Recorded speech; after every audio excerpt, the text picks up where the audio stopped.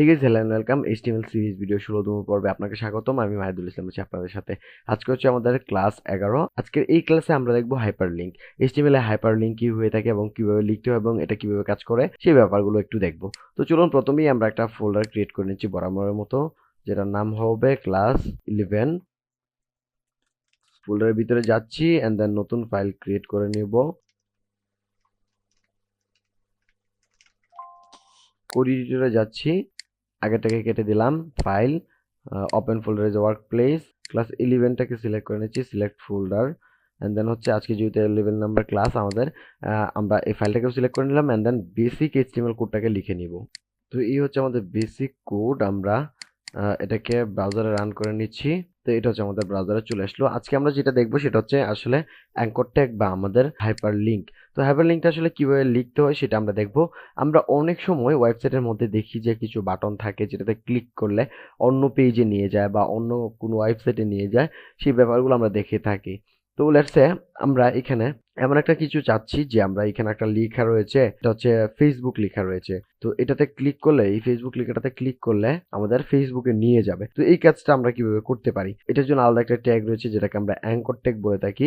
তো এটাকে লেখা হয় এ দিয়ে এবং এটাকে আমরা মাঝখানে হচ্ছে ফেসবুকটা দিয়ে দিব, যেহেতু ফেসবুকে ক্লিক করলে যেতে চাচ্ছি, এবং এটাকে ক্লোজ করব, এভাবে লেখা হয়ে থাকে। এবং আমরা যে এই যে এটা দিলাম এবং এইখানে ক্লিক করলে বা এটার উপরে ক্লিক করলে আমরা কোথায় নিয়ে যাব সেটা দিতে হবে একটা অ্যাট্রিবিউটের মাধ্যমে, যেটার নাম হচ্ছে href, হাইপার রেফারেন্স যেটাকে বলে থাকি। তো এটা হাইপার রেফারেন্সটা দিতে হবে। আমরা ইকুয়াল দিলাম, কোটেশন দিলাম, তারপর হচ্ছে আমরা যে জায়গায় নিয়ে যেতে চাচ্ছি, আমরা ফেসবুকে নিতে চাচ্ছি, https://www.facebook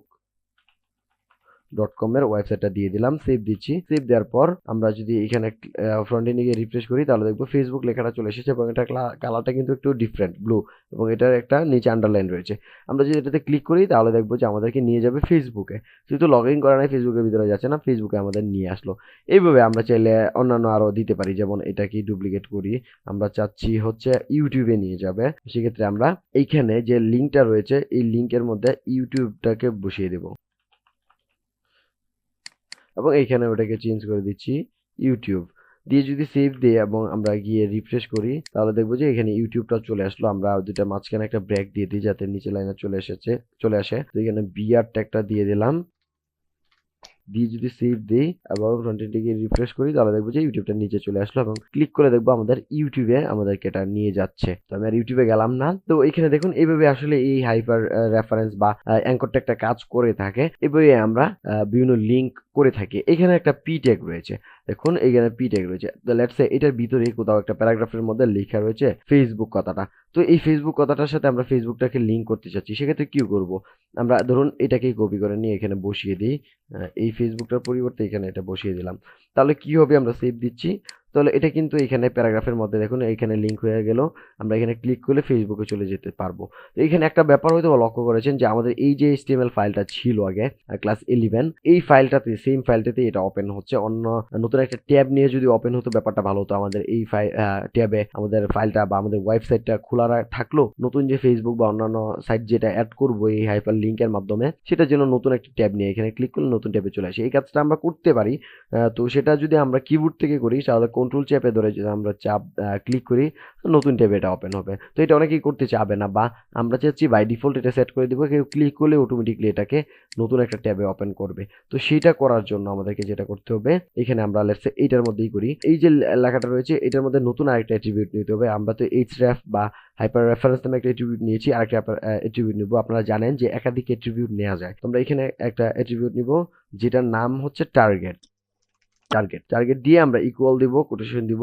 কোটেশন দেওয়ার পরে এটার ভিতরে আমরা দিব আন্ডারস্কোর, একটা আন্ডারস্কোর দিতে হবে এবং ব্ল্যাঙ্ক দিয়ে সেভ দিব। তো এটা যদি এখন আমরা রিফ্রেশ করি এবং এই যে ফেসবুকটা ক্লিক করি তাহলে দেখবো এটা কিন্তু অটোমেটিকলি নতুন ট্যাবে ওপেন হচ্ছে এবং আগের যেগুলো রয়েছে ইউটিউব এটাতে দিলে কিন্তু নতুন ট্যাবে নিয়ে যাচ্ছে না এবং এইখানে ফেসবুকটাতেও নিয়ে যাবে না। তো আমরা যদি এই সেম কাজটা বাকিগুলোতে করি, টার্গেট ব্ল্যাঙ্ক, এইটা যদি অন্যান্য যে এইখানে আমরা অ্যাড করেছি আপনারা এটা আগে পরে দিতে পারেন। আমরা এটা যদি সামনে দিয়ে দিই টার্গেট ব্ল্যাঙ্ক এবং সেভ দিই এবং রিফ্রেশ করি তাহলে দেখবো যে এখানে গেলেও আমাদের এটা নতুন ট্যাবে ওপেন হবে। অ্যাট্রিবিউটগুলো আগে পরে দিলে কোনো সমস্যা হয় না। তো আমরা এটাকে কেটে দিচ্ছি। আমরা যদি ইউটিউবের ক্ষেত্রেও সেম কাজটা করতে চাই, এটা শেষের দিকে দিয়ে দিই, টার্গেট ব্ল্যাঙ্ক, সেভ দিচ্ছি, রিফ্রেশ করছি। এখন যদি ইউটিউবে ক্লিক করি নতুন ট্যাবে কিন্তু আমাদের ইউটিউবটা ওপেন হবে। তো আমি কেটে দিলাম। তো এই হচ্ছে আমাদের অ্যাঙ্কর ট্যাঙ্কের ব্যাপার বা লিঙ্কের ব্যাপার।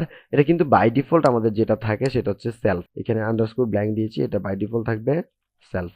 তো এটা যদি সেভ দিই এবং রিফ্রেশ করি আমরা ইউটিউবটাতে এখন ক্লিক করলে কিন্তু এটা আমাদের ইউটিউবেই থাকছে, ইউটিউব থেকে নিয়ে যাচ্ছে না। আমরা যদি বাকিগুলোতে সেলফ করে দিই এইভাবে তাহলে দেখবো যে এইগুলা কাজ করবে না। আচ্ছা যাই হোক, এখানে আমাদের এটা করার প্রয়োজন নেই, বাই ডিফল্ট থাকে, বাই ডিফল্ট যেটা থাকে এটা ব্যবহার করার প্রয়োজন হয় না। যেটা নতুন করে আমরা অ্যাড করতে চাই সেটা হচ্ছে আমাদের দিতে হয়। তো আজকের ভিডিও এখানে শেষ করছি, দেখা হবে আগামী পার্টে। সেই পর্যন্ত ভালো থাকুন, সুস্থ থাকুন, আল্লাহ হাফেজ।